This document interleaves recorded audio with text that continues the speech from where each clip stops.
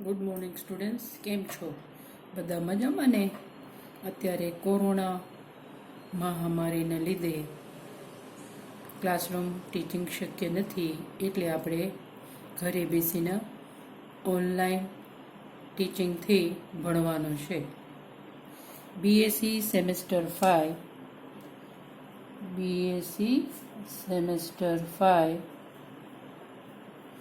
Organic chemistry paper number 504. Already તમને semester 4માં 4 પ્રક્રિયાઓ ભણાવી ચૂકી છું ને પ્રક્રિયાનું નામ છે અલ્ડોલ સંગનન પ્રક્રિયા, પર્કિન પ્રક્રિયા, માઇકલ પ્રક્રિયા અને ડીલ સાલ્ડર પ્રક્રિયા. આ જ પ્રમાણે બીએસસી સેમેસ્ટર 5માં પેપર 504 જે ઓર્ગેનિક કેમિસ્ટ્રી છે, જેમાં 4 યુનિટ છે ને હું તમને ચોથા યુનિટ કરાવવાનો છું. ચોથા યુનિટનો વિષય છે, ટોપિક છે રિએક્શન્સ, પ્રક્રિયાઓ. જે પ્રક્રિયાઓ છે એના પ્રિન્સિપલ, પ્રક્રિયાનો સિદ્ધાંત, પ્રક્રિયાની ક્રિયાવિધિ અને સંશ્લેષિત ઉપયોગો, સિન્થેટિક એપ્લિકેશન્સ.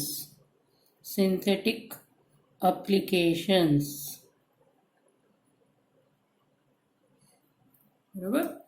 તો આમાં આવશે 6 પ્રક્રિયાઓ આવે છે. આર્ડન્ટ આઇસ્ટર્ડ પ્રક્રિયા. મોટાભાગના પ્રક્રિયા છે વૈજ્ઞાનિકના નામ ઉપર હોય, અથવા નિપજ ઉપર હોય, અથવા રિએક્ટન્ટ ઉપર હોય છે. ક્લેઝન સ્મિથ પ્રક્રિયા,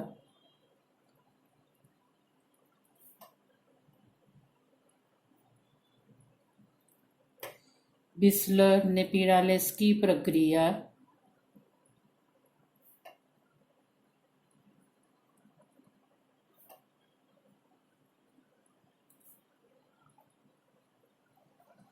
ડિકમેન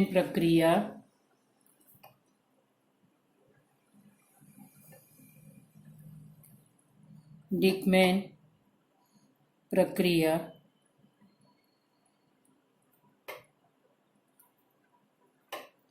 મેનિચ અથવા મેનિક પ્રક્રિયા,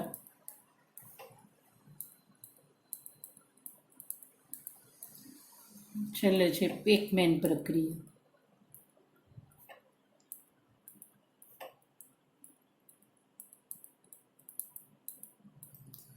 આમ તો તમે 11મા 12માંથી ઘણા પ્રક્રિયાઓ ભણી ચૂક્યા છો. દાખલા તરીકે અલ્ડોલ સંગનન પ્રક્રિયા, કોલબેલ પ્રક્રિયા, રીમન ટાઇમન પ્રક્રિયા, હોફમેન પ્રક્રિયા વગેરે. એને ચોથા સેમેસ્ટરમાં 4 પ્રક્રિયાઓ તમે ભણી ચૂક્યા છો. તો આપણે સૌપ્રથમ ચાલુ કરીએ લેક્ચર નંબર 1. અને પ્રક્રિયાનું નામ છે ક્લેઝન સ્મિથ પ્રક્રિયા.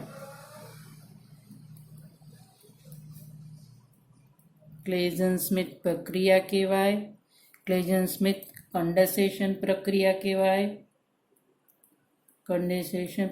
કહેવાય, અથવા એને ક્લેઝન પ્રક્રિયા પણ કહેવાય.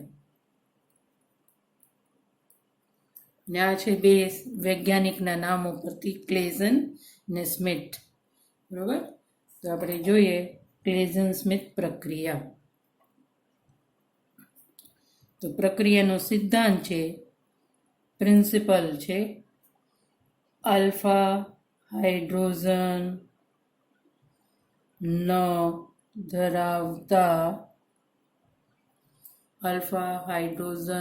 ધરાવતા એરોમેટિક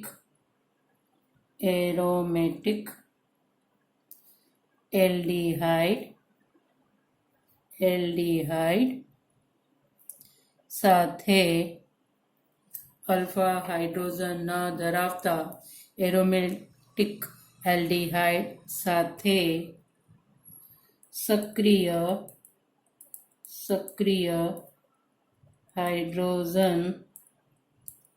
હાઇડ્રોજન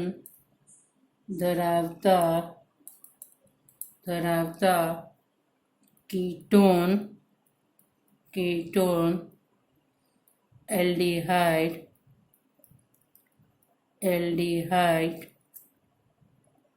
અને એસ્ટર અથવા આપણે કહી શકીએ કાર્બોનિલ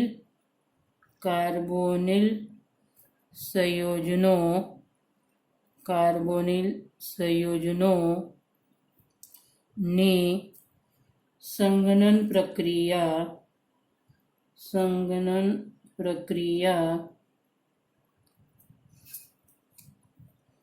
મંદ એટલે ડાયલ્યુટ કહેવાય, મંદ NaOH એ 10%, મંદ NaOH આપણે છે પ્રવળ બેઝ ની હાજરીમાં પ્રક્રિયા કરવાથી અલ્ફા બીટા અસંતૃપ્ત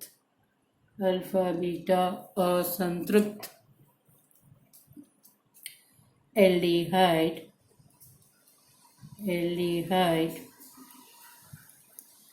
કીટોન અથવા એસ્ટર બને છે. આ પ્રક્રિયાને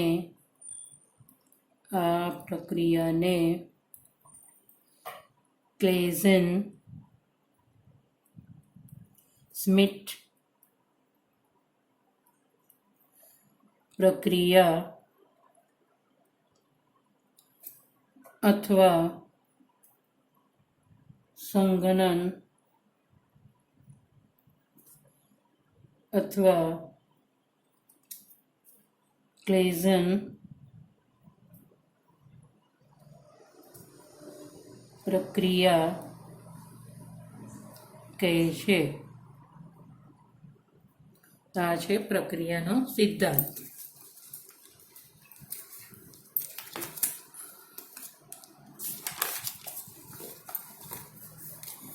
તો આપણે જોઈએ ઉદાહરણ, દાખલા તરીકે એરોમેટિક એલ્ડિહાઇડ આપણે લઈએ benzaldehyde C6H5 CH double bond O. તો આ છે બેન્ઝાલ્ડિહાઇડ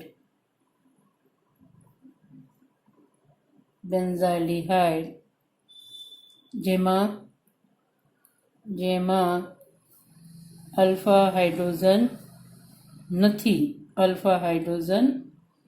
નથી. આ ક્રિયાશીલ છે એટલે આ કાર્બન, બેન્ઝીનના કાર્બનને અલ્ફા કાર્બન ગણવામાં આવતા નથી. અને એલિફેટિક કાર્બોનિલ સંયોજનો, એલિફેટિક કાર્બોનિલ સંયોજનો જેમાં આપણે લઈ શકીએ એલ્ડિહાઇડ કીટોન અથવા એસ્ટર, જેમાં અલ્ફા હાઇડ્રોજન હોય.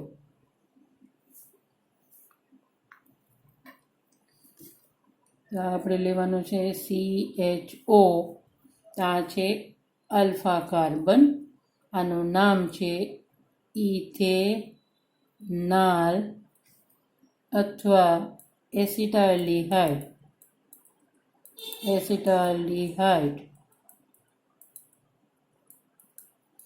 પ્રક્રિયા આપણે કરવાનું છે મંથ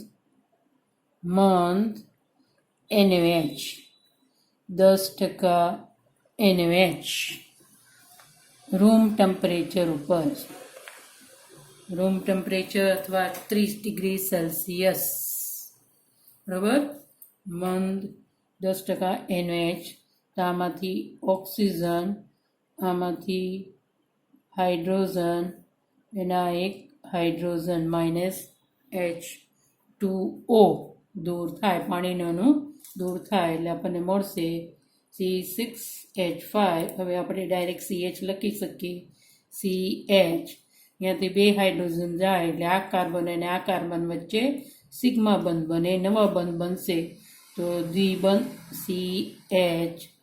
CHO વત્તા H2O હવે આ ક્રિયાશીલ છે એટલે આ કાર્બન કહેવાય અલ્ફા ને આ કાર્બન છે બીટા આલ્ફા અને બીટા વચ્ચે દ્વિબંધ આવે છે આને કહેવાય આલ્ફા બીટા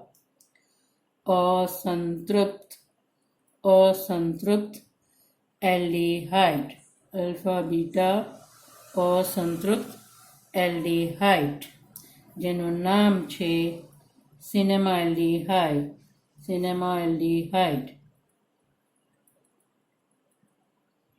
સિનેમાએલ્ડિહાઇડ તો આને કહેવામાં આવે છે ક્લેઝન સ્મિથ પ્રક્રિયા સિનેમાએલ્ડિહાઇડ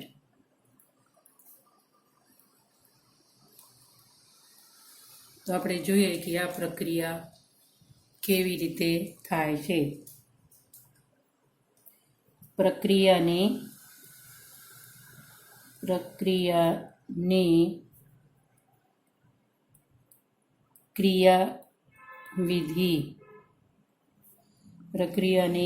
ક્રિયાવિધિ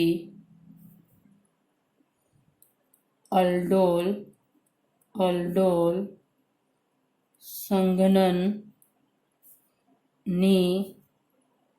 જેમ જ છે પ્રક્રિયાની ક્રિયાવિધિ અલ્ડોલ સંઘનનની જેમ જ છે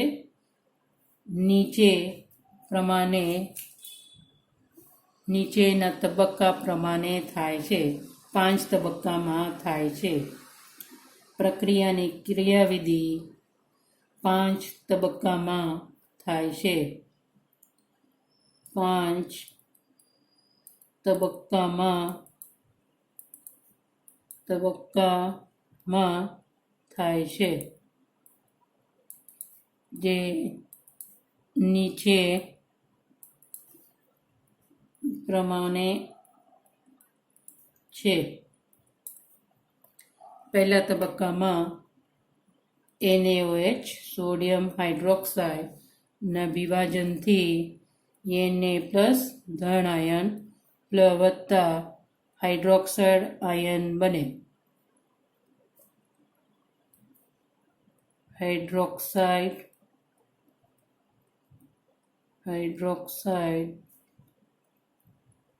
આયન બને આ હાઇડ્રોક્સાઇડ આયન છે પ્રવર્ડ બેઝ છે આ છે પ્રવર્ડ બેઝ તો પહેલા તબક્કામાં આ હાઇડ્રોક્સાઇડ આયન HO માઇનસ વત્તા આપણે લેવાનું છે એલિફેટિક કાર્બનિક સંયોજન જેના ઉદાહરણ આપણે લઈ શકીએ સિનેમાએલ્ડિહાઇડ બેન્ઝાઇલ્ડિહાઇડ અને એસિટાલ્ડિહાઇડ વાળું વત્તા HCH2CHO આ છે હાઇડ્રોક્સાઇડ આયન અને આ છે એસિટાલ્ડિહાઇડ અથવા ઇથેનોલ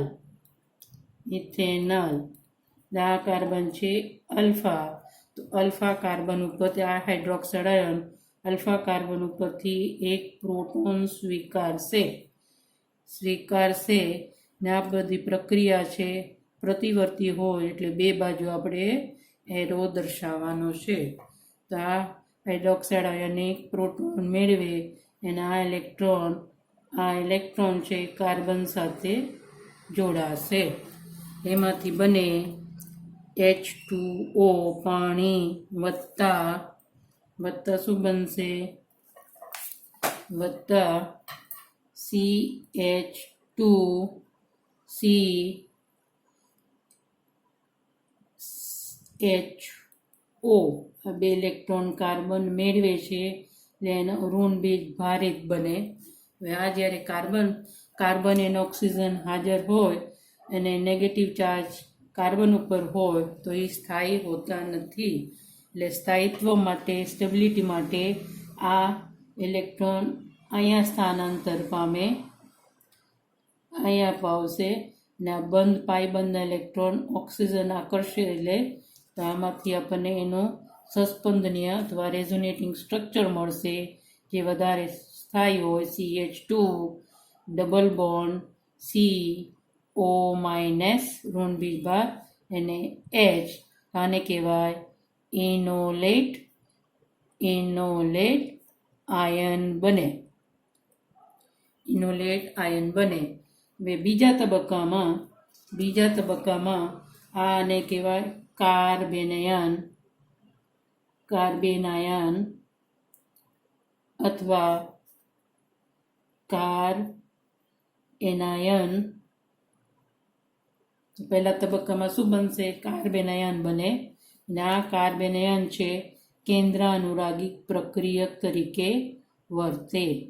તો બીજા તબક્કામાં આ કાર્બનાયન છે એરોમેટિક એલ્ડિહાઇડના કાર્બોની સંયોજનના કાર્બન ઉપર આક્રમણ કરે છે જેમાં ઇલેક્ટ્રોનની ઘનતા ઓછી હોય. C6H5CH ડબલ બોન્ડ O વત્તા આ કાર્બેનાયન CH2CHO. તો હવે કાર્બન અને ઓક્સિજન વચ્ચે વધારે વિદ્યુત ઋણ છે ઓક્સિજન. એ ઇલેક્ટ્રોન ઓક્સિજન આકર્ષિત લે છે. અહીંયા આંશિક ચાર્જ આવે પ્લસ, અહીંયા આંશિક ચાર્જ માઇનસ. એટલે આ ક્યાં આક્રમણ કરશે? કાર્બનની સંયોજન જ્યાં પ્લસ ચાર્જ હોય અહીંયા આક્રમણ કરે. તો આપણને શું મળશે? C6H5CHO માઇનસ અને આ કાર્બન વચ્ચે સિગ્મા બંધ બને, નવા બંધ CH2CHO. એટલે આપણને મળશે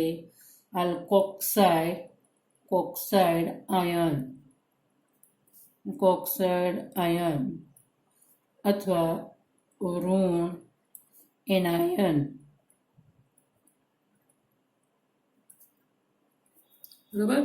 હવે આ આલ્કોક્સાઇડ આયન જે પહેલા તબક્કામાં પાણી બને છે,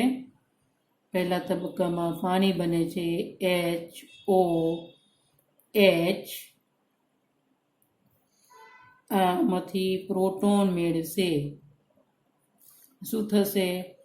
પ્રોટોનેશન પ્રક્રિયા થાય. એને અહીંયા કઈ પ્રકારના પ્રક્રિયા થશે? અહીંયા તો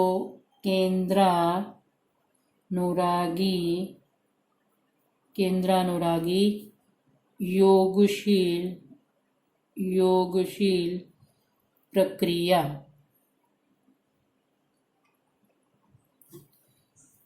તો ત્રીજા તબક્કામાં જે પાણી છે એમાંથી પ્રોટોન મેળવે. ત્રીજામાં પ્રોટોન મેળવે એટલે આપણને મળશે C6H5CHOH CH2CHO. આ છે અલ્ફા, આ છે બીટા. આ છે ત્રીજા તબક્કાનું આપણને CH2. આ છે અલ્ફા બીટા, તો આને કહેવાય બીટા હાઇડ્રોક્સી એલ્ડિહાઇડ અથવા આને કહેવાય અલ્ડોલ નિપજ. એનું નામ આપવું હોય તો આપણે આપી શકીએ 1, 2, 3.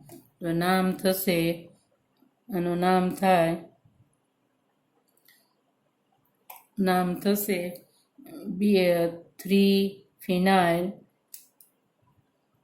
3-phenyl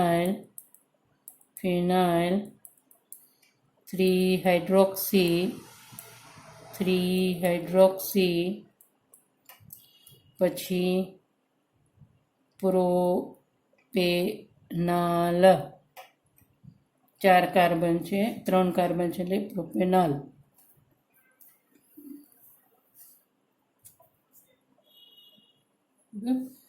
હવે ચોથા એના પછીના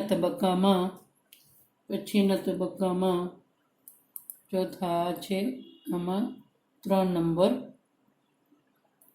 ચોથા તબક્કામાં C6H5CH વત્તા શું બનશે આમાં હાઇડ્રોક્સાઇડ આયન 5OH આ ક્રિયાશીલ છે એટલે આ કાર્બન છે ખૂબ જ એસિડિક હોય એટલે આ હાઇડ્રોક્સાઇડ આયન OH- આ અલ્ફા કાર્બન ઉપરથી પ્રોટોન મેળવે અને આ ઇલેક્ટ્રોન છે કાર્બન સાથે જોડાશે એટલે આપણને મળે C6H5CHOH C-CHO એનાયન બનશે. અને 5મા તબક્કામાં આ ઇલેક્ટ્રોન અહીંયા આવશે, કાર્બનની સંયોજકતા વધી જાય એટલે અહીંયાથી હાઇડ્રોક્સાઇડ આયન દૂર થાય, આ ઇલેક્ટ્રોન મેળવે વત્તા H2O.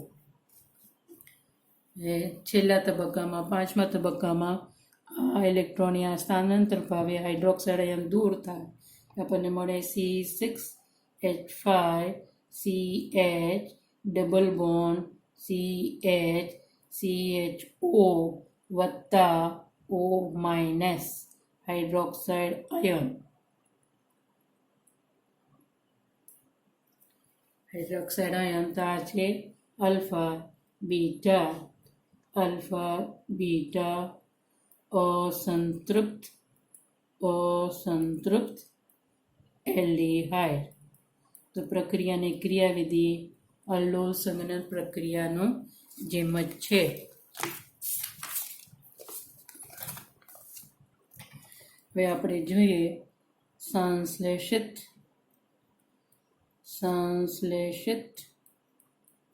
ઉપયોગો.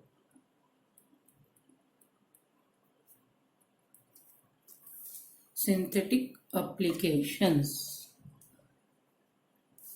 સંશ્લેષિત ઉપયોગો તો સામાન્ય રીતે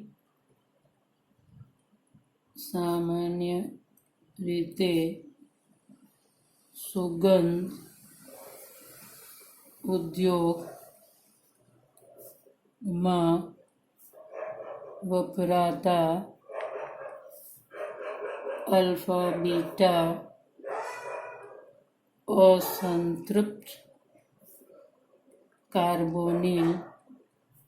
કાર્બોનિલ સંયોજનો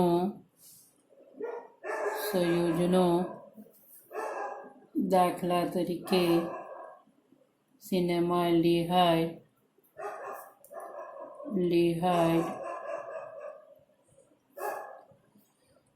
બેન્ઝાલ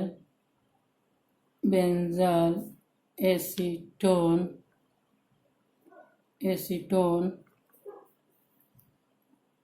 બનાવવા માટે આ પ્રક્રિયાનો ઉપયોગ થાય છે.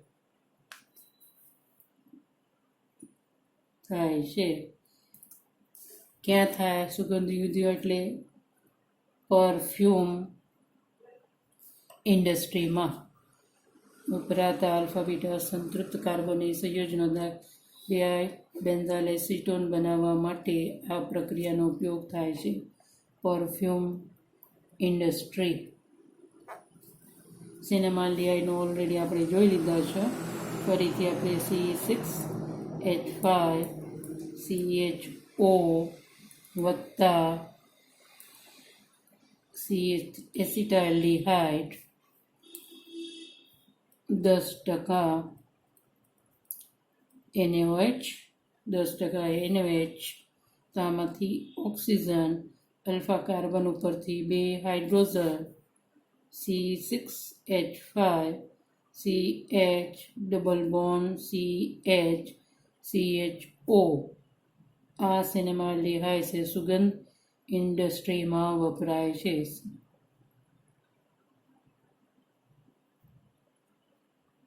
વત્તા H2O.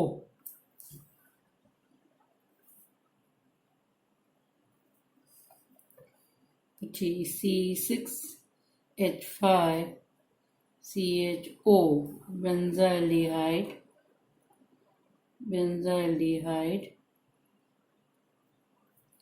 વત્તા એસિટોન CH3COCH3 એસિટોન 10% મંદ NaOH. તો આમાં 2 અલ્ફા કાર્બન આવે, આવો એનામાંથી 2. તો C6H5CH ડબલ બોન્ડ CHCOCH3. તો આને કહેવાય બેન્ઝાલ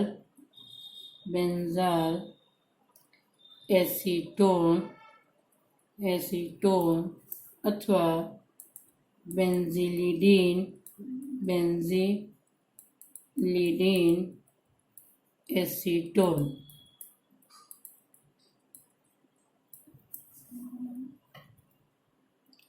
હજી આપણે એક ઉદાહરણ જોઈ લઈએ. તો ઇથાઇલ સિનામેટની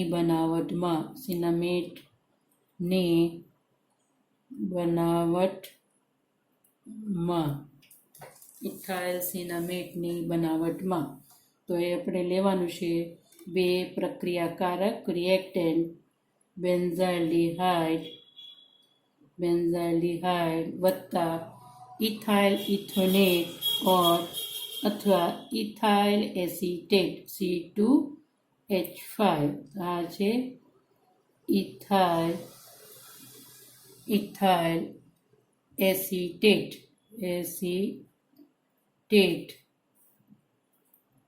મંદ NaOHની હાજરીમાં તો આમાંથી 2 હાઇડ્રોજન, આ ઓક્સિજન. તો C6H5CH ડબલ બોન્ડ CHCOC2H5 વત્તા H2O. તો આ છે ઇથાઇલ અને આને કહેવાય સિનામિક એસિડ, એટલે આનું નામ છે ઇથાઇલ સિનામેટ.